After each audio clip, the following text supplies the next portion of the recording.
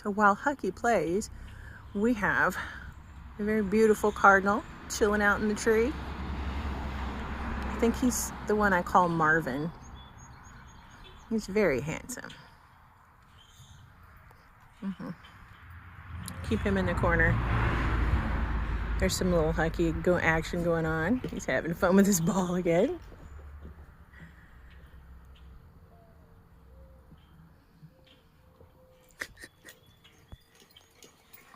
And around the house he goes.